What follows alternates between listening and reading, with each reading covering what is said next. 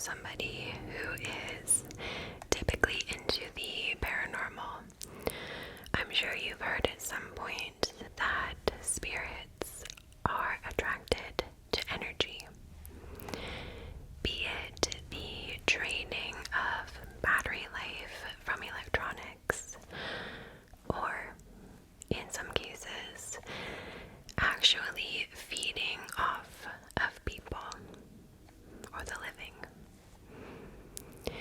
It's said that certain spirits, generally darker ones, are highly attracted to negative energy. A person who is sad, angry with the world, or in general, just having a difficult time in their life. In the winter of 1988, a young woman moved to San Pedro, California, in the hopes of a fresh start. Being a young mother, she was now faced with the weight of living alone, the financial and emotional hardships of single parenting, as well as the new stress of a painful divorce. With all of these factors combined, it's said that she may have been the perfect target for a dark entity to feed off of. Tonight, we are talking about the terrifying San Pedro haunting. Hi guys, welcome back for another whispered scary story. If you're new here, my name is Leah, and I post true crime and freaky stories in a whispered format, and this is to help people relax. So if you enjoy these videos and my content, I will just quickly ask if you could please kindly like the video and consider subscribing, as those two things just help me out as a those things help me out as a content creator so much, and it is truly appreciated. Okay, let's get into tonight's ghost story. Okay.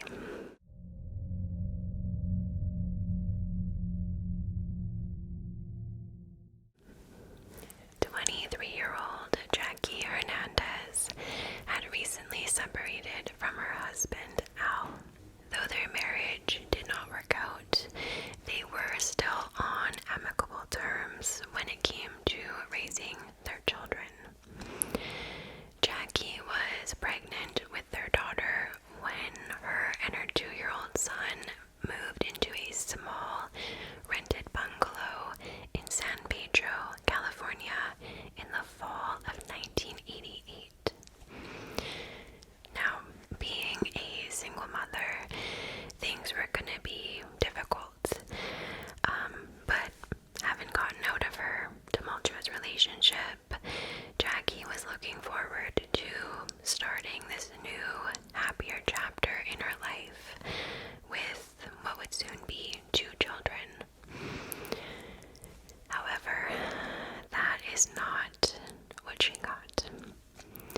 Instead, she ended up facing a terrifying being who seemed to want nothing more than to cause her fear and physical torment. And perhaps one of the most intriguing parts about this case is the fact that it wasn't just Jackie who experienced and witnessed the paranormal and unexplainable events within her new house. These encounters were witnessed by multiple other people, neighbors, a babysitter, Jackie's ex-husband, and eventually paranormal investigators. So Jackie was a very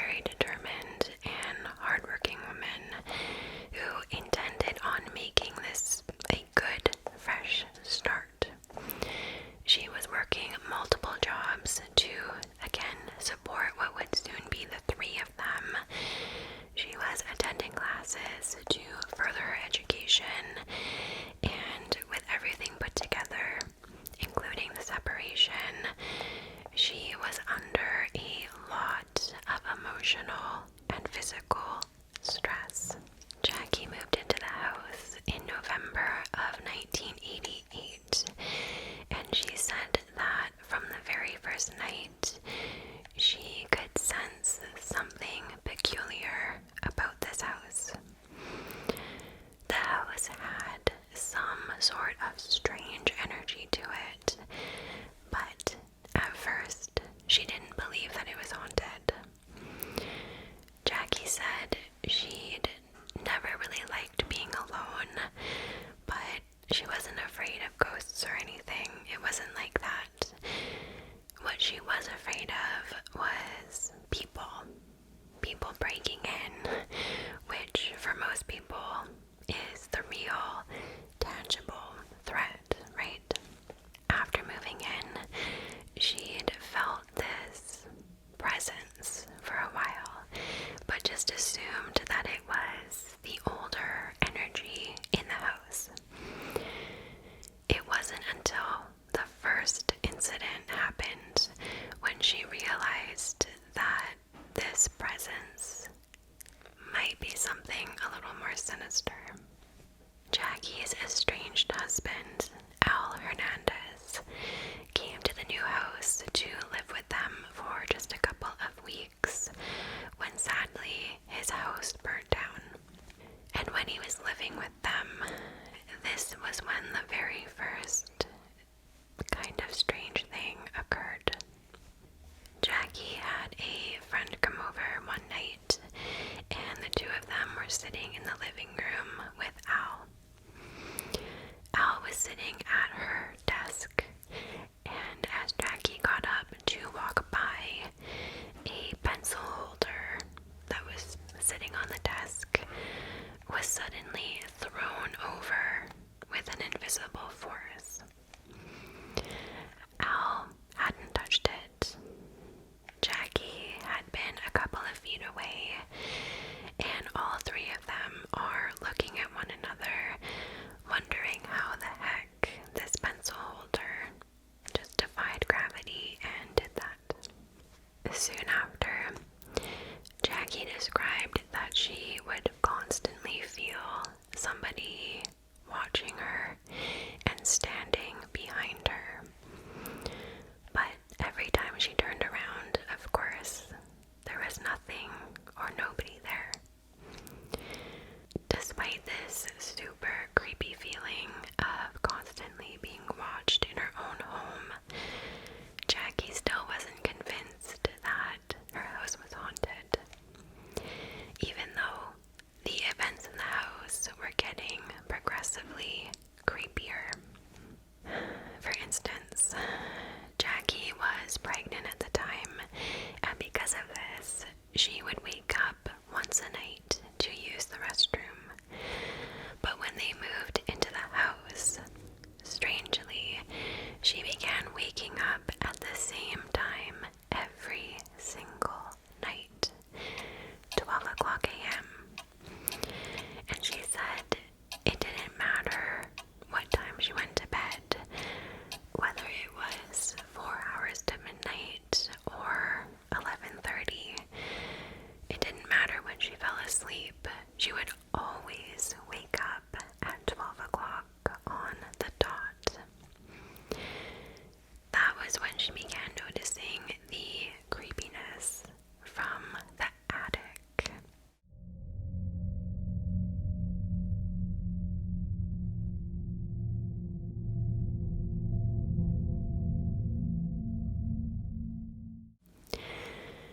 So the attic of this house had its entrance through this little creepy trapdoor in the ceiling, and you would access this little door through the laundry room.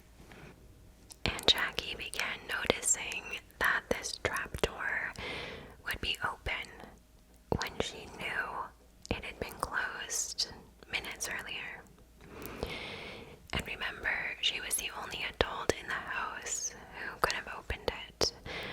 Her son was only 2 years old and simply would not have been able to reach it. After she began noticing this weird door being left open, it wasn't long until Jackie started hearing what sounded like pebbles being dropped on the interior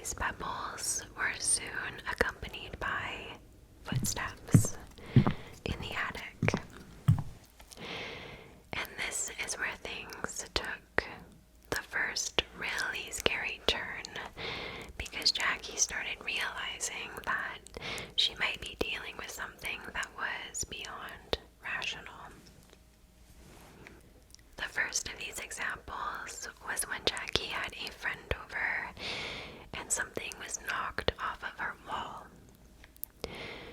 Jackie and her friend, Darlene, were sitting in the living room one night when all of a sudden they hear this really loud and powerful crash coming from the kitchen. Jackie had a painting hanging near her fridge, and they notice that this painting hasn't just fallen off the wall, it has actually been thrown across the room, and it landed on the kitchen counter, which is a good 5 feet away from where it had originally been hanging by the fridge. And if the fact that the painting had fallen down and then landed up on a kitchen counter wasn't weird enough, this next part should freak you out. The painting had been hung on the wall with 2 nails, and those nails were now sitting on the floor directly beneath where the painting had been hanging. But they were sitting perfectly upright in a vertical position, meaning their heads were on the floor as if they had been placed there perfectly. Jackie's friend confirmed this entire story, and both women said that there was nobody else in the house who could have taken the picture down and thrown it. On another occasion, another friend of Jackie's named Susan had come over to visit, and the 2 women were sitting in the living room when all of a sudden a lamp that had been sitting on the table was suddenly thrown violently 7 feet across the living room floor. And these were just a couple of the many instances that made no physical sense.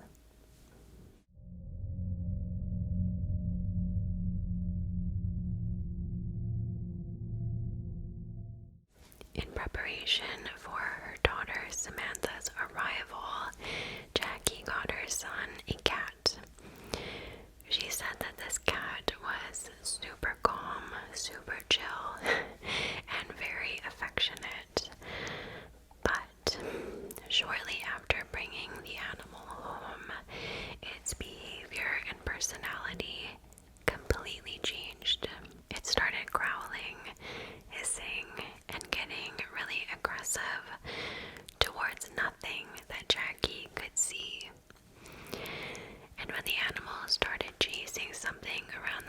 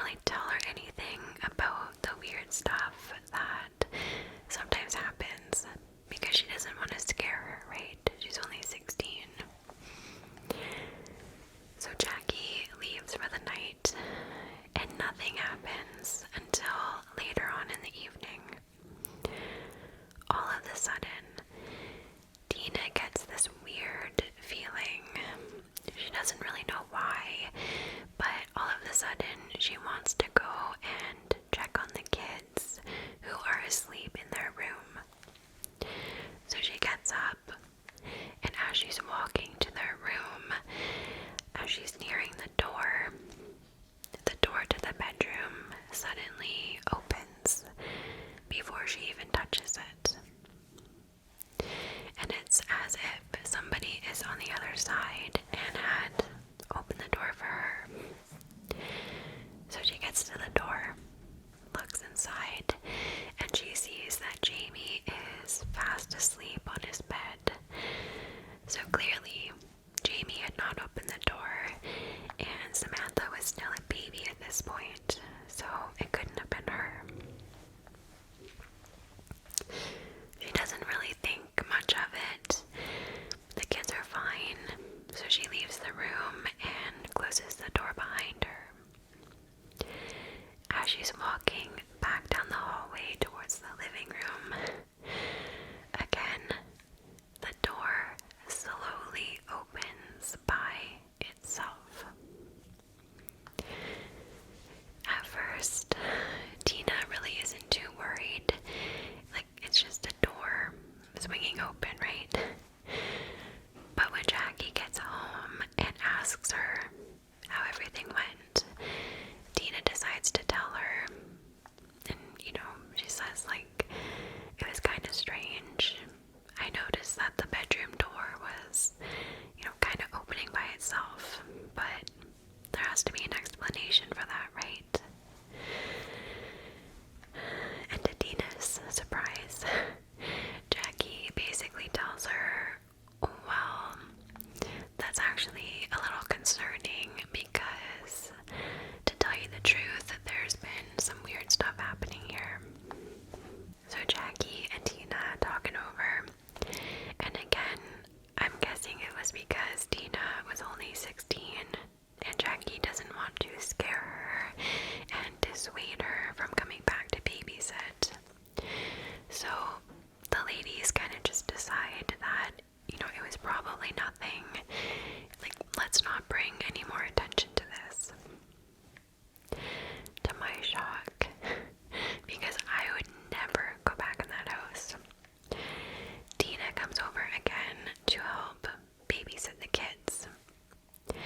Before Jackie leaves, the ladies are standing in the kitchen talking when all of a sudden Tina looks over to the upper corner of the ceiling in the kitchen, and she sees this really big, really bright light, and it's just hovering in the corner of the ceiling. And she asks Jackie, because she's kind of confused, she asks, did you install a new light? What is that? Jackie's like, no, I didn't install a light. She looks over and she sees the same thing. It's this huge, bright orb of light, and it's just hovering. And then it starts moving. And both ladies know how strange this is. This wasn't normal. So they take a picture of it. And here's that picture. This bright ball of light that is moving around the ceiling of the kitchen obviously has no source. And then it disappears. So one night after Jamie and Samantha are asleep in bed, Jackie is up watching TV in the living room when all of a sudden she looks over at the window and she sees this strange purple mist just floating through the window. It comes into the living room like some sort of a violet colored cloud.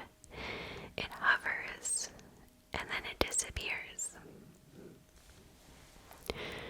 On another occasion, Jackie had awoken at midnight, as usual, to use the restroom.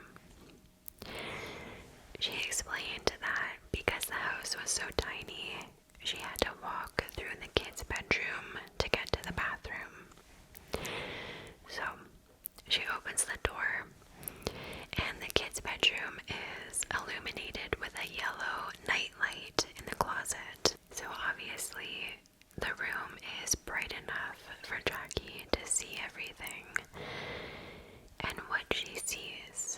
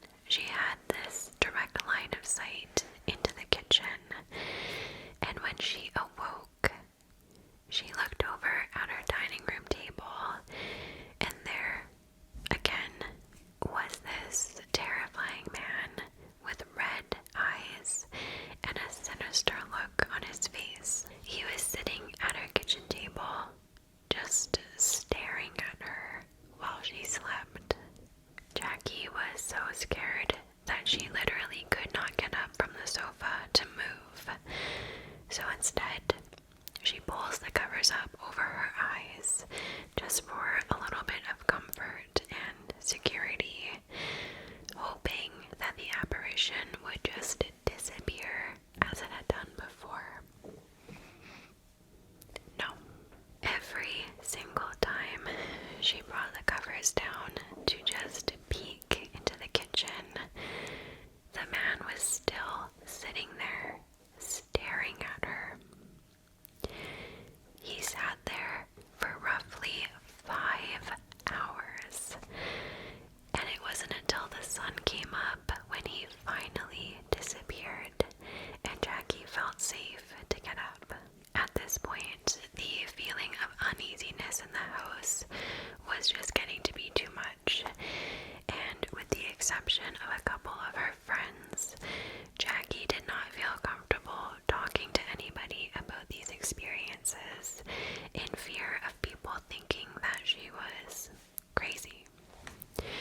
So she asks Al if he can come back over. From my understanding, they didn't get along too well, but they were amicable because of the kids, and this is the mother of his children, so of course he came over when she was scared. Al comes back to the house, and Jackie explains everything to him. She explains everything that has been going on. She even shows him the picture she took of the light in the kitchen, and he honestly doesn't know what to make of it at first. He is starting to believe that maybe, just maybe, Jackie is making this up, like in an attempt to gain some attention because she's lonely and she misses him. And so, almost like a dare, but at the same time, trying to side and be supportive with Jackie and make her feel better, Al decides to call out whatever entity Jackie believes is in the house. So he calls out to it, and nothing happens. Having proved that there's nothing in the house, of course, Al then leaves. To Jackie's shock, the entity had actually shown itself, but she didn't know that, of course, until after Al left the house. Jackie opens up a closet, and written on the back of the closet door was the name Al, A-L, written over and over and over in red and blue ink.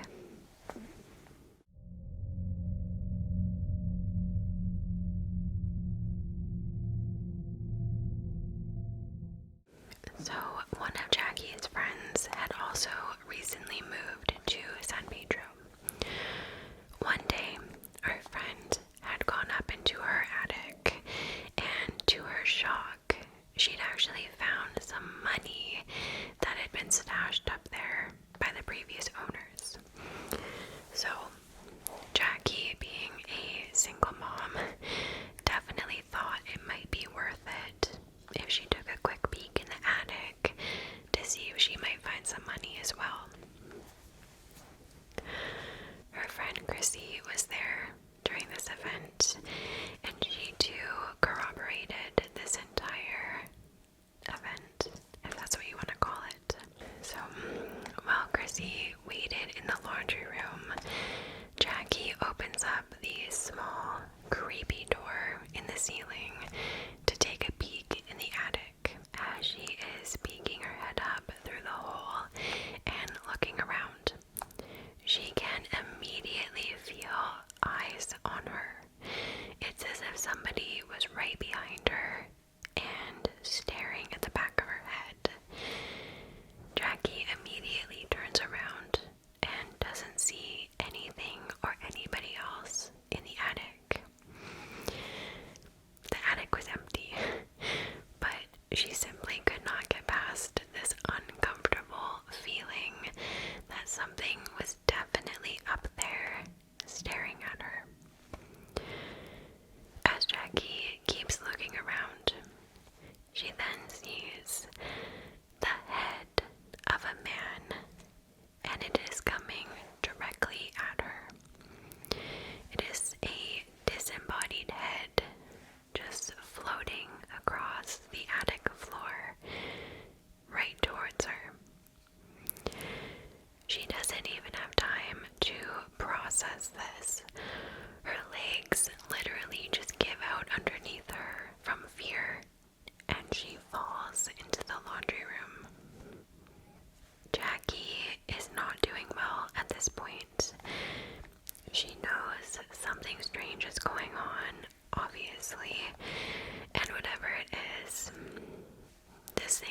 afraid to visit with her children, which is perhaps the most alarming part for her. But she's still terrified to get anybody involved other than Owl and her few good friends, in fear of being labeled crazy. So one night, she is out with her friend, and they are talking about all of the events that are happening. Jackie is, venting to her, and the two of them happen to run into Jackie's landlord. And at this point, the friend that she was with, Susan, is very concerned about Jackie and everything that she's going through. So she kind of ends up bombarding Jackie's landlord and tells her, hey, there is some really weird stuff going on in the house. And instead of laughing at them or, thinking they were crazy, the landlord, who happened to be very religious, actually asks for permission to have some priests come over to the house to, bless it or whatever you would do in that situation. And Jackie agrees. But unfortunately, this is where Jackie ran into some trouble. When the priests get to Jackie's house, they find a home that is very much in disarray. Given everything about the situation, obviously, because there's children involved, and the state of the home, the priests end up reporting her to Child Protective Services, and on top of it, saying, oh yeah, she also believes that there's ghosts in the house. Child Protective Services come to the house, and they basically tell Jackie to, get the home in order. It's not a request, it is a demand that she has to comply with. So of course, she does. So, the priest route obviously doesn't go anywhere. So, at this point, Jackie is feeling very low. She doesn't believe anybody can help her. She's feeling like not many people believe her. And so, this is where her friend suggests, okay, maybe we should call paranormal investigators, we really don't have anything to lose. And at the very least, they're gonna believe you, and they might be able to help. And for anybody wondering, at this point, Jackie would have been out of that house in a heartbeat, but she simply did not have the means to do so. She didn't have the money, and she had nowhere to go. So, calling the investigative team really was her last option, and that is exactly what she did.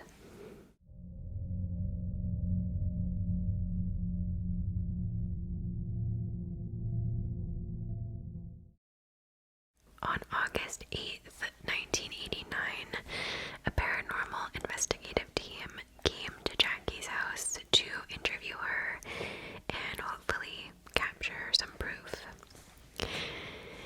Keep in mind, though these were paranormal researchers, this was also a team who was highly skeptical, and they themselves said that most cases they worked on were all duds. The leader, Barry Taff, said that he had worked on 3,000 paranormal cases at that point, and he said that the majority of cases aren't even worth pursuing. There's so much fabrication, a lot of invention, a lot of embellishment, and a lot of outright fraud. So this team was not expecting this to be real. That's the takeaway. They get to the house, and the three investigators interview Jackie in the living room, where she tells them all about the experiences that she's been having, how her friends have witnessed it, the area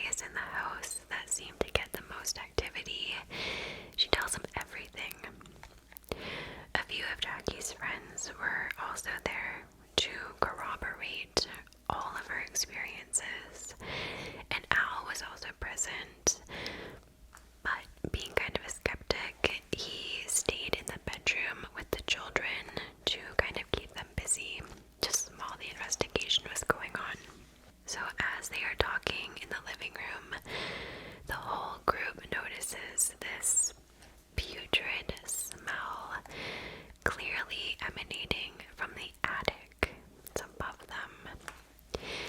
And then they all begin hearing very loud thumping sounds, also clearly coming from the attic.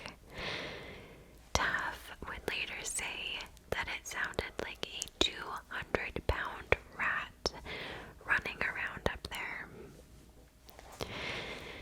Jackie then goes on to explain the fear and uneasiness that she has with the attic, particularly her experience with the floating head. So this is where the team says, okay, let's get one of us up there just to see what's going on. Let's see if we can find a source for this smell, for the loud thumping that we can all hear. Let's go take a look. One of the photographers of the group, named Jeff Wheatcraft, was, according to Jackie, the biggest skeptic of the group. It was him who first investigated the attic. He takes his very expensive camera and he climbs up through the trapdoor to investigate and also take some pictures. So he is taking pictures around the dark attic with the flash of his camera, obviously. And when he comes back down, he tells the group that he absolutely had the creepy feeling of being watched while up there.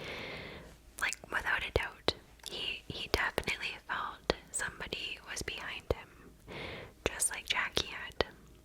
Another investigator, a man named Larry Brooks, suggested to Jeff, like, okay, why don't you go back up, and as you are pretending to take pictures in front of you, try and quickly turn your camera and take some pictures over your shoulder to see if you can capture something that is actually behind you. Jeff is still skeptical at this point about the whole thing, but he agrees to go back up and do this. So he climbs back up, goes through the hole, and he starts taking pictures over his shoulder while everybody waits in the laundry room below. Meanwhile, while this is going on, Al was still in the bedroom with the kids. And as he is laying on the bed, Al hears, clear as day, a male voice whisper right into his ear, "Get them the hell out of here." Al was a skeptic of the house being haunted, but he could not explain this clear, disembodied voice whispering into his ear. Like, he knew what he had heard. And only moments after that, Al and everybody else hear Jeff start screaming. Jeff is in a complete panic, and he is climbing down from the attic as fast as he can.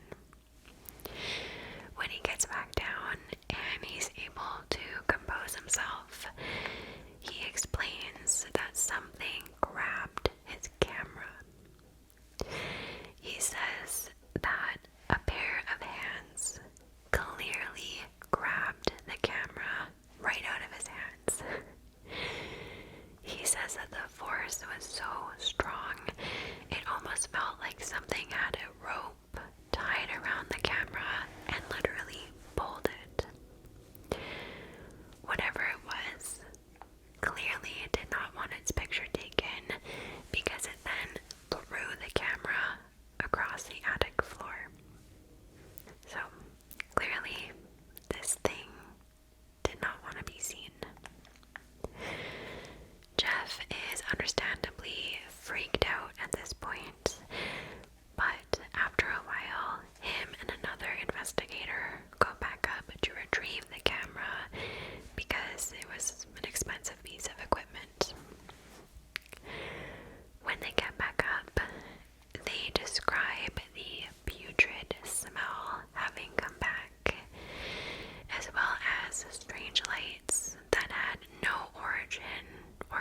witness being in the dark attic.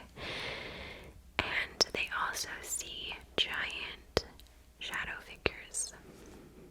And to make it worse, while looking for the camera, Jeff feels what is clearly a very large hand pushing into his back. He could feel the fingers as well as the palm, and it was clearly some sort of entity pushing him, and he took it as meaning him harm. So clearly, this thing had some sort of a dislike for him. They finally find the camera, and they see that the body had been thrown to one side of the attic, while the lens had actually been removed and was laying on the complete opposite side of the attic. They come back down, and everybody gathers in the kitchen to talk about the night's events so far. And this is when everybody can hear, clear as day, extremely loud footsteps walking above them. There's nobody up there. Everybody in the house is now currently in the kitchen. At this point, I'm pretty sure that the team is just so freaked out that they don't want to stay any longer. So, this paranormal investigative team who came over to help this poor woman with a paranormal encounter bails on her as soon as they experience something paranormal. Cool. So everybody goes home, and Jackie is now left alone with her children. She's trying to forget about the night's events, praying that nothing happens. But of course, it gets worse. At some point in the night, Jackie claims to have been attacked by invisible hands. These hands choked her, and this was obviously the last straw. She scoops up her daughter, and with Jamie in tow, they run outside to a neighbor's house where she refuses to go back inside the house. She's reached a point of fear now where she's done. She calls the investigative team, leaves them a frantic message, begging them to come back, and she says, I need help. I desperately need help, and I need you to come back here. She can't and won't go back inside the house until they come back. They finally get her message, and hearing the sheer franticness of the call, they agree to come back.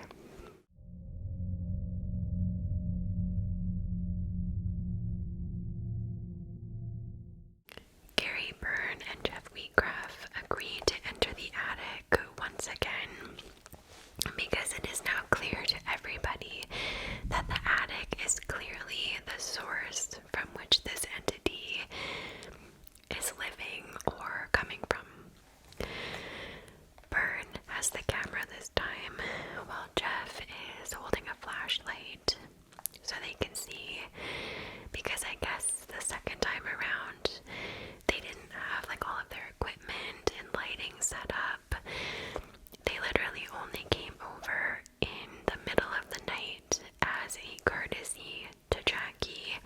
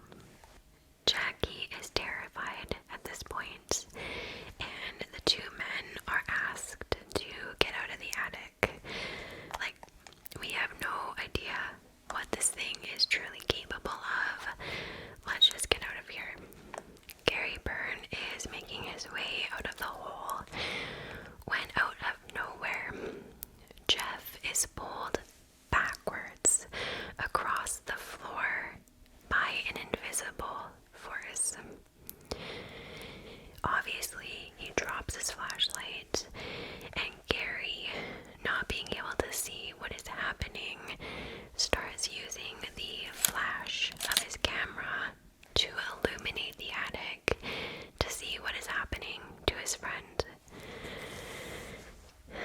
And when he does this, he sees exactly what happened to his friend. And he also gets it on film. Jeff had been grabbed by something, and whatever this thing was, it had wrapped a cord around his neck and hung him up from a beam on the ceiling.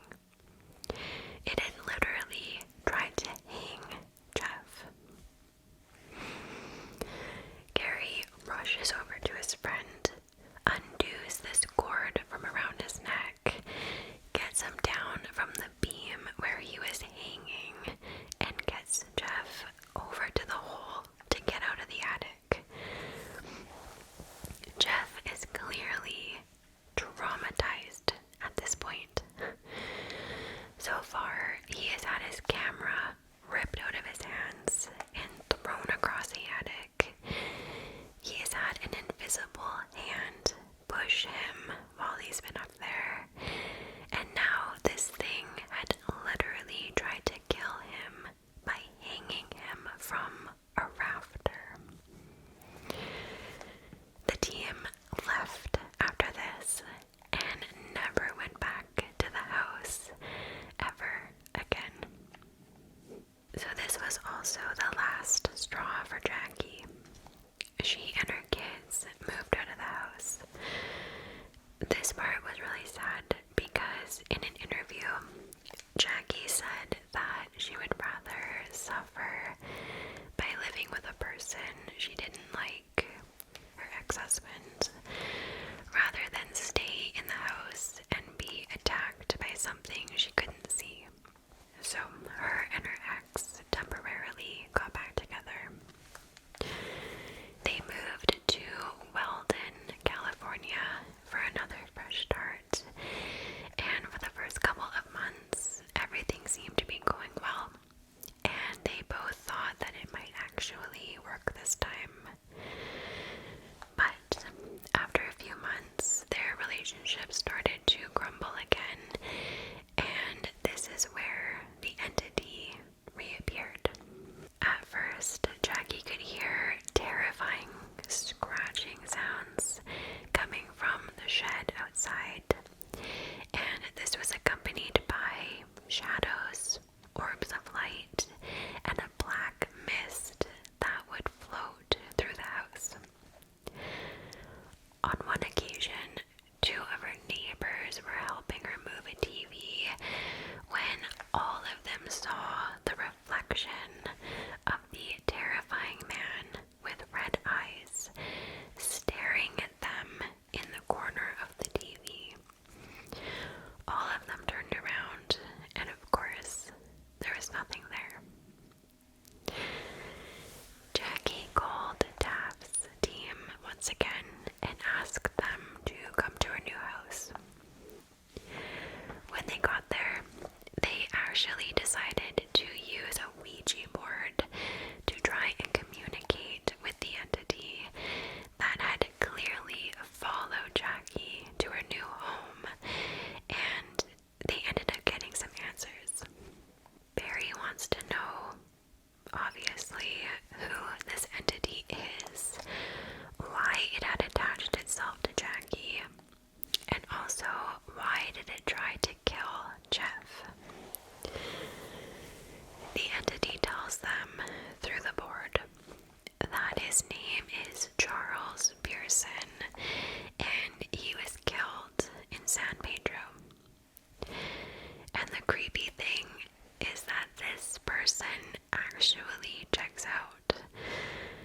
There was a Charles Pearson in San Pedro who died in 1923 to an accident which was apparently claimed as murder.